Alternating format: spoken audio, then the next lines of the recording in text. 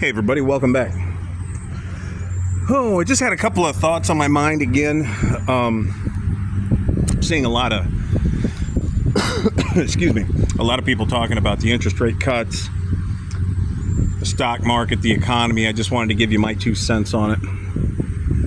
So they've got 4 scheduled interest rate cuts by the end of the year.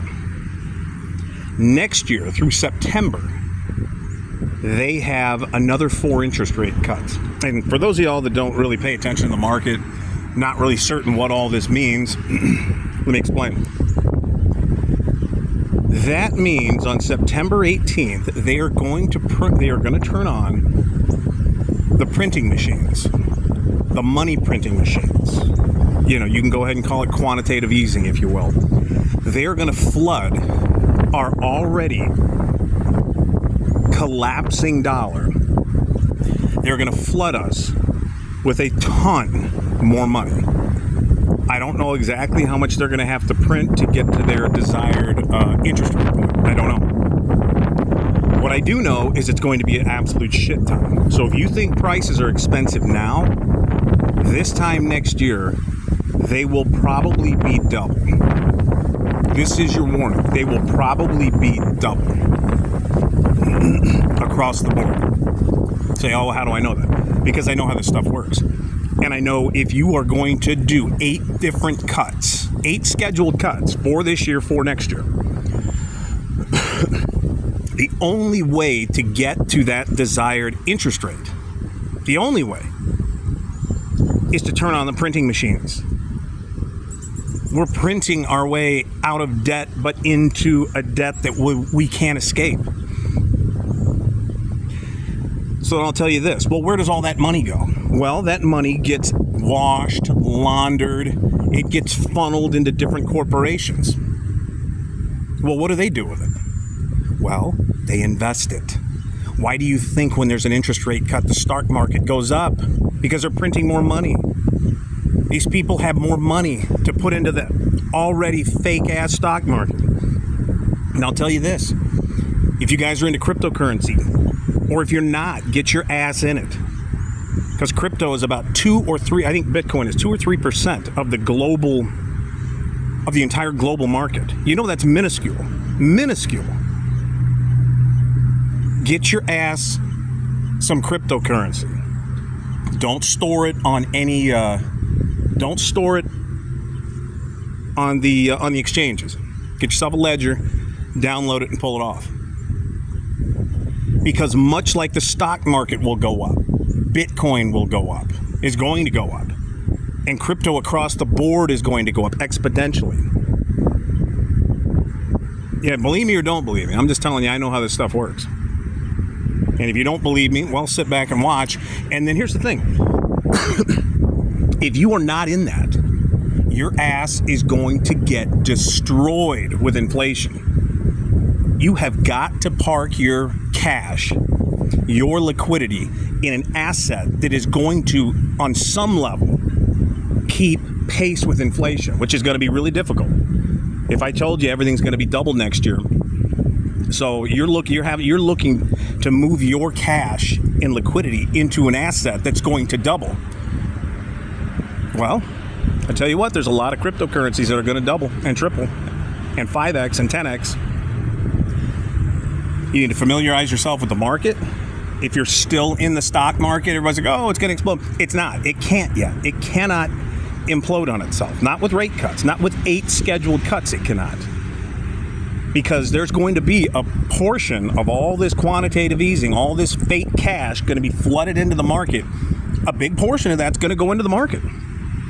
And it's all fake. So if you've got your 401k or your IRA or your life savings in there, you're playing with fire now. You're playing with fire. Because it's all fake. Your real money is not in there. That's all long been gone. They are just digits in an account. It will go up, yes. Don't get me wrong, it will go up. At some point, I don't believe it's now. I believe it's probably going to be in 2025. You're going to see a crash in the stock market that'll make 2008, 9 It'll be right along those levels. I believe it's probably going to be about a 75% pullback, maybe even 80. I don't know. In my opinion, where we at 41, 42,000, the Dow's at, we probably have like the no bullshit valuation is probably 8,000, 9,000, maybe 10 tops, maybe 10. And if I'm telling you, we're at 40 and a pullback to is 10 at the low end, that's 75%, right? If my math's right. So yeah, I was thinking about 80%, right in there, 9,000. That's where, when this thing pulls, that's where it's going to go. And if you're liquid and you're smart and you're sitting off to the side, when that time comes and you see the Dow, as soon as it gets under 10, get your buys in. But, as far as the cryptocurrency market goes, if you move the same amount of money into the market, quantitative easing, as you do into the crypto market, because crypto is 2 to 3% of the market, that market is going to explode in value for the next 12 months. It has to. Okay? It has to. Unless something comes along that completely destroys everything, like World War III would do that. Don't get me wrong, nothing's a given, but we got 4 scheduled rate cuts this year, 4 next year. That's a total of 8. The last meeting, I think, is going to be in September of 2025. That is when I would start to look at a bearish cycle for the crypto market.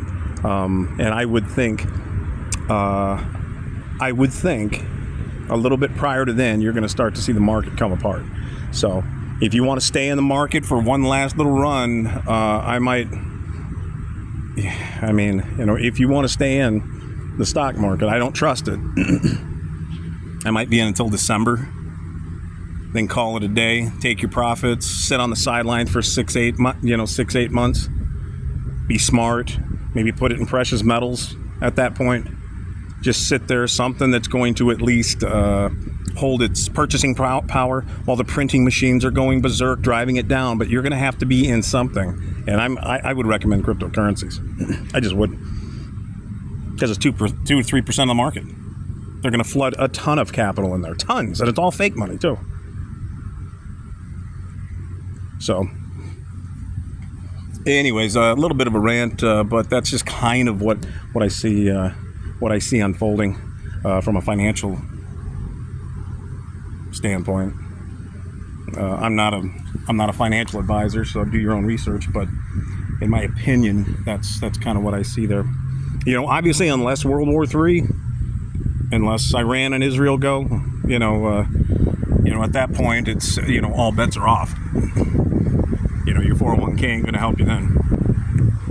The only thing that's going to help you at that point is what you got tangible, with direct access to. So, anyways, we've been without power here for 2 days. Had a little windstorm blow through. Kind of, it was a little practice run here for a lights out event. I needed it. No matter how much you try and prepare, you're really not prepared. Anybody tells you they're prepared, they're not. There's a million things you need to have organized for, a long-term outage. But anyways, that is those are my thoughts. Agree, disagree, it's okay. They're just my thoughts again. Hey, if you liked the video, thumbs up. If you didn't, that's okay. And you watched till the end, thanks a lot. We'll talk to you later. See you.